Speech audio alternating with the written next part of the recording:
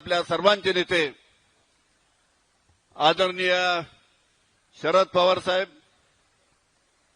आपल्या पक्षाचे नवनिर्वाचित राज्याचे अध्यक्ष माननीय शशिकांतजी शिंदे साहेब, बाकी उपस्थित जितेंद्र आव्हाड, हर्षवर्धन पाटील, हर्षवर्धन देशमुख, त्याचबरोबर खासदार अमर काळे, ज्यांचं आत्ताच आपण भाषण ऐकलं ते आमचे विदर्भाचे नेते डॉक्टर साहेब, बाकी रोहित पवार, आणि त्याचबरोबर मंचावर बसलेले आपले सर्व लोक आहेत, मंचावर बसलेले सर्व सन्माननीय आमदार, माजी खासदार, पक्षाचे जिल्ह्याचे सन्माननीय अध्यक्ष, त्यांचे सर्व विदर्भातून आलेले सर्व त्यांचे सहकारी, राष्ट्रवादी काँग्रेसचे सर्व पदाधिकारी आणि उपस्थित सर्व सहकारी मित्रांनो, आज या ठिकाणी राजापूरकर जे आपले ओबीसीचे महाराष्ट्राचे अध्यक्ष आहेत,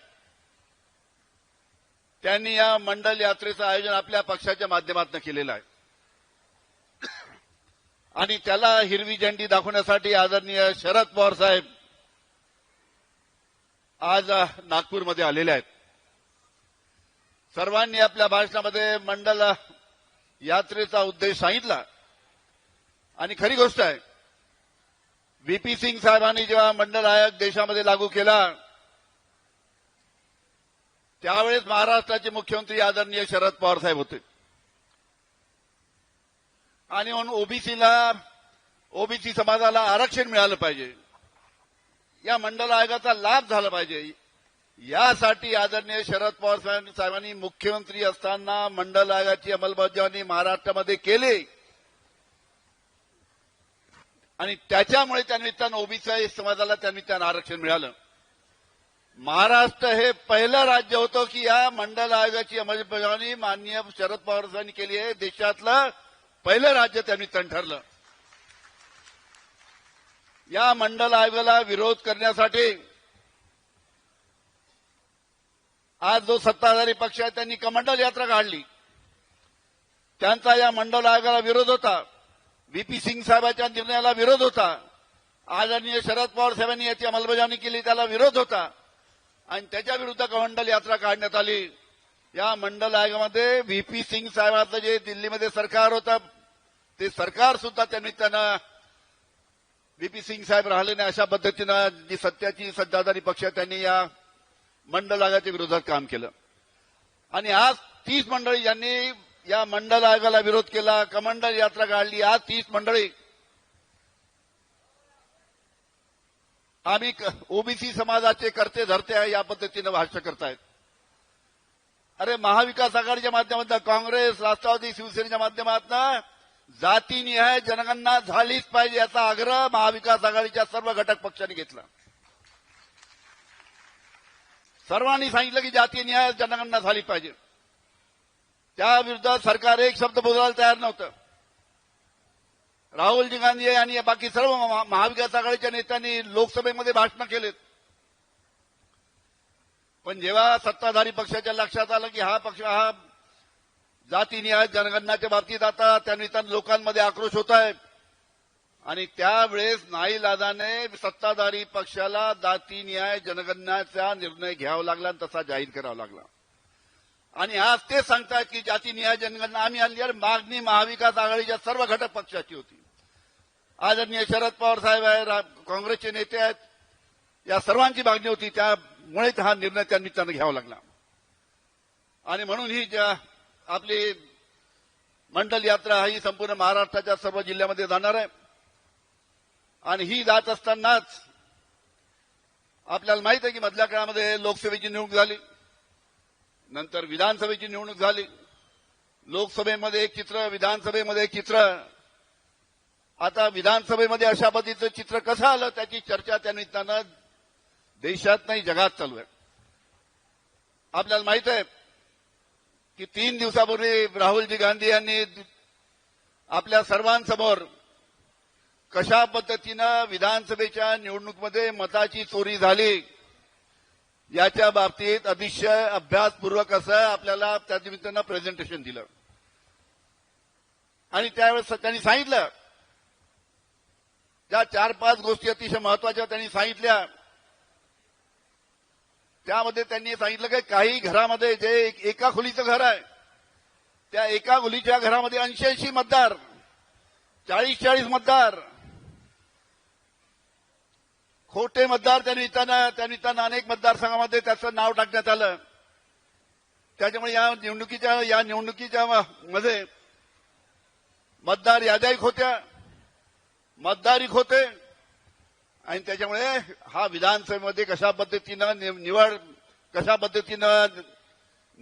निवडणूक झाली आणि कशा पद्धतीनं निकाल लागले याचं सुद्धा अतिशय चांगल्या पद्धतीनं राहुल गांधी यांनी आपल्या सर्वांसमोर ठेवलं. आणि अशा पद्धतीनं मोठ्या प्रमाणात या विधानसभेच्या निवडणुकीमध्ये इलेक्शन कमिशनला हाताशी धरून ज्या पद्धतीचा घोटाळा झाला, ज्या पद्धतीचं स्कॅम झालं, म्हणजे एका शब्दात झालं तर मॅसिव्ह इलेक्ट्रिकल स्कॅम ज्याला म्हणता येईल, त्या पद्धतीनं हा विधानसभेमध्ये इलेक्शन कमिशनला हातात धरून घोटाळा झालेला आहे. आणि ही गोष्ट आपल्याला लोकांपर्यंत पोहोचायची आहे. आपल्या आपल्या मतदारसंघामध्ये ज्यांनी ज्यांनी निवडणुका लढवल्या त्या ठिकाणी त्यांनी त्या पद्धतीनं त्याचा अभ्यास केला पाहिजे.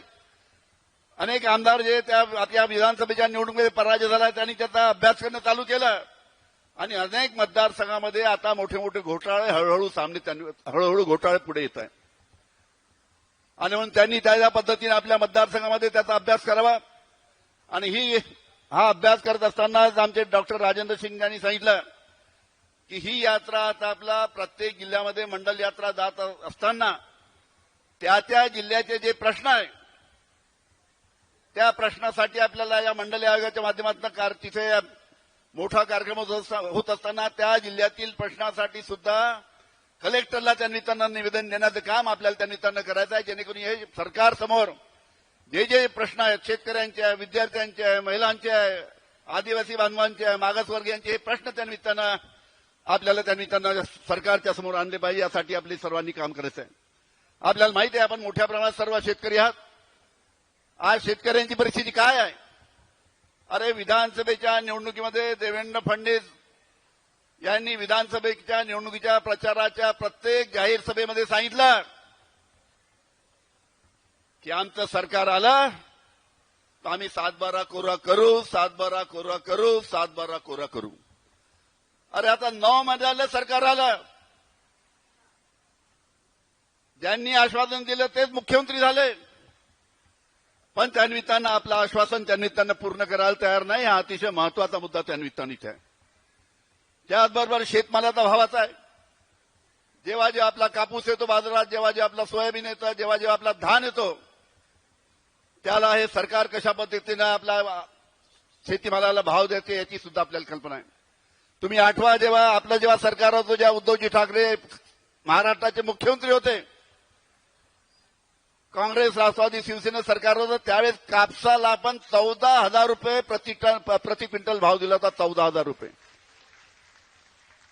आणि यांचं सरकार आल्यापासून किती भाव मिळतोय? 6,500, 7,000.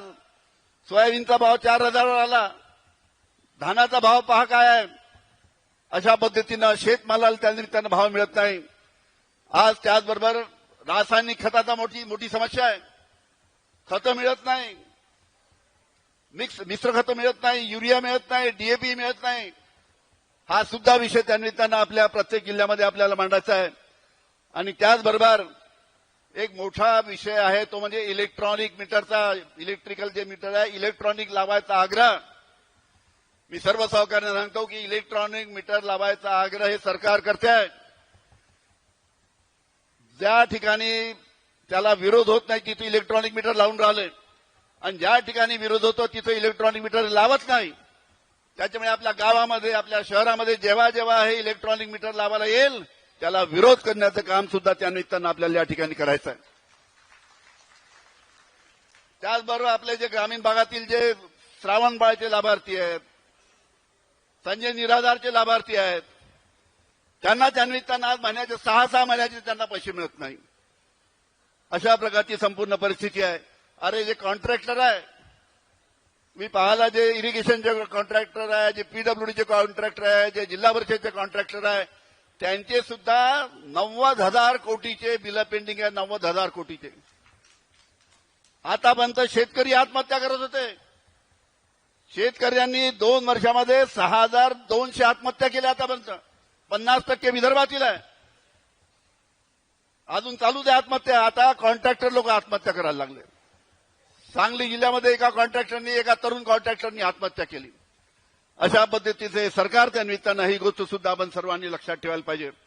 आणि एक सर्वात महत्वाचा विषय म्हणजे जनसुरक्षाच्या बाबतीत आपण ऐकलं असेल की जनसुरक्षा कायदा, हा जनसुरक्षा कायदा शहरी नक्षलवादाच्या प्रश्न त्या निमित्तानं पुढे येऊन आला. जनसुरक्षा कायदा राज्य शासन आणण्याचा प्रयत्न करत आहे.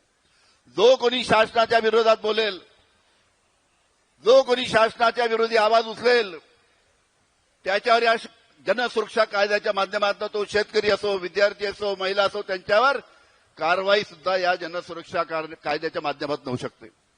आज जरी सरकार सांगत असलं की आम्ही जनसुरक्षा कायदा हा याचा जो उद्देश आहे तो दुसरा आहे, पण आज जरी सरकार सांगत असलं की या जनसुरक्षा कायद्याचा उद्देश दुसरा आहे, पुढील काळामध्ये सरकारच्या विरुद्ध जर आंदोलन केलं, मोर्चे काढले, तर त्याच्या विरुद्ध हा जनसुरक्षा कायदा हे सरकार लावल्याशिवाय राहणार नाही. कारण की आपल्याला मी सांगतो, या सरकारने जेव्हा ईडीचा कायदा आणला, युएनओ मध्ये, युनायटेड नेशन ऑर्गनायझेशन मध्ये सर्व जगाचे जे मेंबर आहेत, युएनओचे मेंबर, त्यांनी एकत्र बसून 1991 मध्ये ईडीचा कायदा त्या निमित्तानं संपूर्ण जगामध्ये लागू करावा अशा पद्धतीचे त्यांनी निर्णय घेतला. आणि त्यांनी आवाहन केलं की जास्तीत जास्त देशांनी हा ईडीचा कायदा त्यांच्या देशामध्ये लागू करा. या ईडीचा कायद्याचा जो उद्देश होता की दहशतवादाच्या विरुद्ध हा कायदा, त्याचबरोबर जो ड्रग माफिया आहे, जे चरस गांजा याच्यातून जो काळा पैसा येतो, हा काळा पैसा त्या निमित्तानं दहशतवादासाठी वापरला गेला नाही पाहिजे. आणि दहशतवाद कशा पद्धतीने दूर करता येईल याच्यासाठी ईडीचा कायदा त्या निमित्तानं अस्तित्वात आला होता. पण या कायद्याचा दुरुपयोग त्या निमित्तानं आपल्या देशामध्ये होत आहे. आपण पाहिलं या देशामध्ये दहशतवादासाठी ईडीचा कायदा आणला, पण याचा दुरुपयोग त्या निमित्तानं हे सरकार करताय. तशाच पद्धतीचा दुरुपयोग या जनसुरक्षा कायद्याच्या सुद्धा झाल्याशिवाय राहणार नाही, हे सुद्धा मी आपल्याला या प्रसंगी सांगतो. आणि हे सांगत असताना जास्ती वेळ आपल्या घेणार नाही. एक चांगल्या पद्धतीनं या ठिकाणी इथे यात्रा चालू होते. ईडीच्या बाबतीत विषय निघाला म्हणून एक गोष्ट इथे सांगतो. आता 5-6 दिवसापूर्वी आपल्या सर्वोच्च न्यायालयाचे जे चीफ जस्टिस आहे भूषणजी गवई यांनी ईडीच्या बाबतीत काय बोललं असेल. आज सर्वोच्च न्यायालयाचे ते आपले सीजे चीफ जस्टिस ऑफ इंडिया आहे. कर्नाटकाच्या मुख्यमंत्र्याच्या पतीच्या केसचं जजमेंट देत असताना, निकाल देत असताना भूषणजी गवई सर्वोच्च न्यायालयाचे जे चीफ जस्टिस ऑफ इंडिया आहे, त्यांनी ईडीच्या बाबतीत बोलताना सांगितलं की ईडीच्या कारवाईच्या ज्या होतात त्या राजकीय हेतूने ईडीच्या कारवाया आपल्या देशामध्ये होऊन राहिल्या आहेत. ईडीचा राजकीय वापर होत आहे असं भूषणजी गवई सांगतात. ईडीचा राजकीय वापर होत आहे. आणि त्याचबरोबर पुढे बोलताना सांगितलं की राजकीय नेत्यांना, राजकीय पक्षांना मतदारसंघामध्ये जाऊन त्यांच्या निवडणुका लढू द्या. ईडी कशाला स्वतःचा उपयोग त्या निमित्तानं सध्या जे सरकार आहे निवडणुका जिंकायसाठी त्याचा कशाला उपयोग करू देतात.